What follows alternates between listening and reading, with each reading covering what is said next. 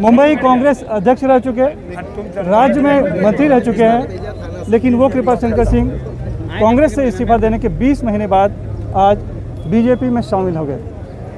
हमारे साथ हैं खुद कृपाशंकर सिंह। 20 महीना आपने इंतजार किया, जबकि वो जो मौका था वो 2019 का साल था, विधानसभा चुनाव था और लहर भी थी। वो समय आपने नहीं किया, बहुत आपको नहीं लगता कि देर कर दी आपने? नहीं, मेरे लिए पार्टी से बढ़ करके मेरा देश है।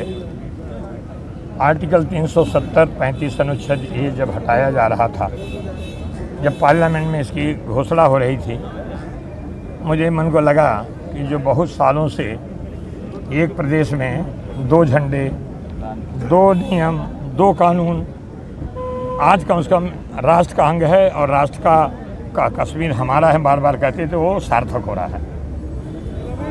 मैंने मीडिया के माध्यम से, आप लोगों के माध्यम से एक बयान दिया कि कांग्रेस पार्टी इसका समर्थन करना चाहिए, कांग्रेस पार्टी इसका विरोध नहीं करना चाहिए। मेरे शीर्ष नेतृत्व लोगों से मैंने कई बार पत्र व्यवहार किया, मैं बोलता रहा, बात करता रहा, लेकिन मुझे रिस्पांस नहीं मिला।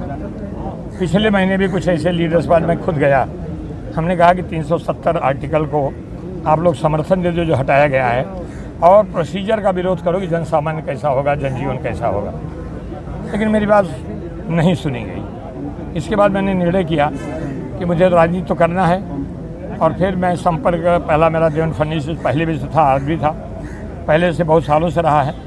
मैंने बात करी, और बात करने के बाद मैंने कहा, मैंने अपनी इच्छा जाहिर की।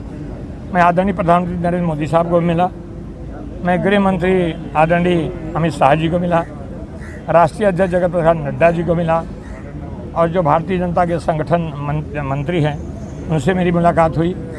यानी मैं लोगों से मिलकर अपनी इच्छा जाहिर कर दी कि अगर पार्टी मुझे काम देती है तो मैं पार्टी में काम करने को तैयार हूँ, और ये निर्णय लिया गया। निर्णय लेकर के आज मैं भारतीय जनता पार्टी का सदस्य बन गया। सवाल यही था कि वो अनुकूल समय था, और कलीना की सीट जो कि आपकी थी, उस समय अगर आप शामिल होते, टिकट लेते तो जीत कर भी आते। अब जो है समय अनुकूल नहीं रहा है, कोरोना महामारी के जरिए राज्य में सरकार भी बदल चुकी है, तब ऐसे समय में शामिल होने का क्या मतलब? नहीं, मैं अवसरवादी नहीं ना, मैंने कहा मैंने राष्ट्र के हित में किया है। अगर मैं वहाँ किसी पार्टी से टिकट लेके चुनाव लड़ता तो मेरी भावना जो राष्ट्र हित में थी कहाँ जाती।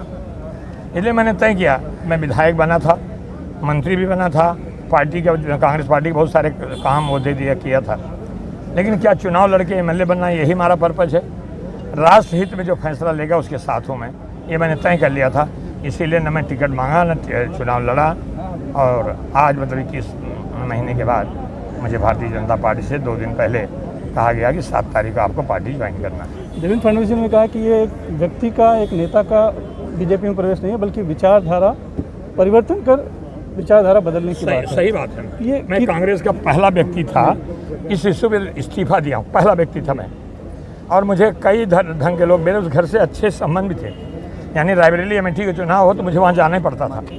मुझे कांग्रेस पार्टी से बम्बई का अध्यक्ष बना या मंत्री बना, सब पार्टी से हुआ, लेकिन कम से कम एक विचारधारा जो मतलब नहीं पटी, उसको लास्ट तक मैं करते रहा।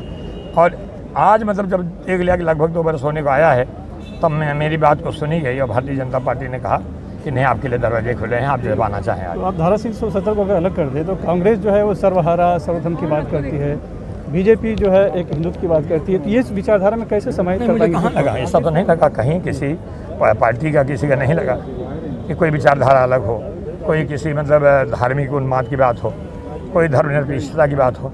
मुझे कहीं से लगा नहीं है कि भारतीय जनता पार्टी कोई अलग विचारधारा है। सभी पार्टी के 2 या 3% कुछ अलग होते हैं, बाकी 95% सबके वही होते हैं। किस तरह की जिम्मेदारी दी जा रही है आपको? नहीं, मैं तो अभी ज्वाइन हुआ हूँ, पार्टी तय करेगी जो भी जवाबदारी देगी। मैंने कहा भी है लोगों के सामने कि पार्टी जो तय करेगी, कृपा से अगर उसी रास्ते पर चलेगा। बताया जा रहा है कि BMC का चुनाव नज़दीक आ रहा है, उत्तर भारतीय 40 लाख की संख्या में मुंबई में है, तो आपकी जो उत्तर भारतीय कद्दावर नेता की इमेज है, जो लोग आपका जो स्वभाव है, लोगों के जो आपके लोगों के बीच जो आपकी पैठ है, उसका फायदा कहीं के बीजेपी आपसे उठाएगी या इस्तेमाल? मैं जाऊँगा, लोगों के पास जाऊँ, लोगों ने भरपूर प्यार दिया है। मैं मंत्री था तब भी, नहीं था तब भी, विधायक था तब भी, विधायक नहीं था तब भी, मैं पार्टी में था तब भी, नहीं भी। उत्तर भारतीय समाज जो भी MMRDA में जहाँ भी है, वो लोगों ने भरपूर मुझे प्यार दिया। कभी सोचा ही नहीं मैं कोई पार्टी का, कोई दल का सदस्य हूँ। वो प्यार मुझे मिला है। मैं परिश्रम के माध्यम से परिश्रम आंदोलन खड़ा किया था, 1 लाख उत्तर भारतीयों के घर जाऊँगा, उसमें थी कि कोरोना काल में परेशान हुए लोगों को हम ये करेंगे। आपने फ्रीलांसर राजनीति एक नया टर्म की शुरुआत की थी, क्या वो एक तरह से इन्वेस्टमेंट था बीजेपी में शामिल होने के लिए? जब किसी दल में नहीं हूँ, कल सुनील सिंह जी NDTV छोड़ के अपनी अलग से ये चलावें चैनल, अपना खुद चलावें, तो फ्रीलांसर हो गए। आप NDTV ज्वाइन कर लिए तो आप NDTV के हैं।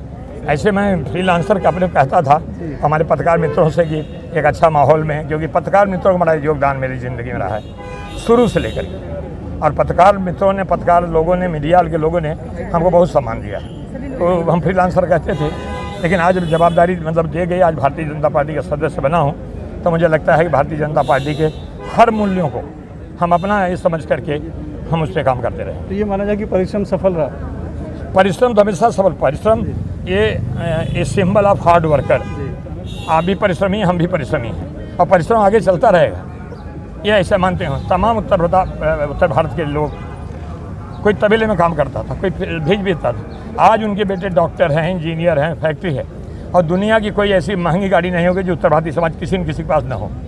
तो परिश्रम का ही फल है, और मैं यही कहता हूँ समाज के लोगों से, परिश्रम एकमात्र पर्याय है, परिश्रम करते रहो, और मुझे लगता है कि परिश्रम करने के बाद सबको अपने अपने नतीजे में। तो आपके परिश्रम से जो दूसरे उत्तर भारतीय नेता बीजेपी में हैं, बहुत लोग हैं, वो नाराज नहीं हो जाएंगे? नहीं ना, सब मतलब मिलते रहते हैं, सभाएँ, बहुत लोग, मतलब मुझे लगता है कि उत्तर भारतीय समाज देखे ना, कोई हमारे घर के हैं, कोई पार्टी के हैं, हम लोग सब सभी लोग आए हैं। तो ये तो इस बात का द्योतक है, मना करने के बाद, कोरोना नियम है, उन्होंने कहा कि मतलब हाल हो जाएगा तो लोग आएंगे।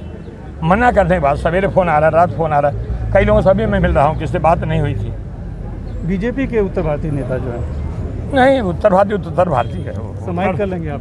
हाँ, मतलब मैं तो चाहता हूँ कि ईश्वर की कृपा से मैं जहाँ जाऊँगा, जिसके पास जाऊँगा, मैं उसको अपना बना लूँगा। कुछ लोगों का पेट तो दुखेगा ही, या दुख रहा होगा? नहीं, ऐसा कुछ नहीं, मुझे तो नहीं लगता है। तो आप राजनीति और उसमें हम क्यों जाएं? हमको एक लकीर खींचनी है, एक लकीर खींचने के टाइम वो लकीर को बड़ा करना है, किसी की लकीर काटना नहीं।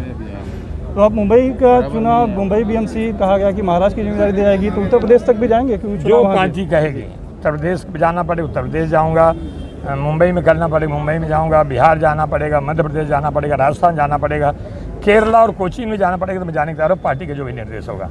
धन्यवाद। मुंबई से कैमरामैन धनेश के साथ सुनील सिंह, NDTV इंडिया के लिए।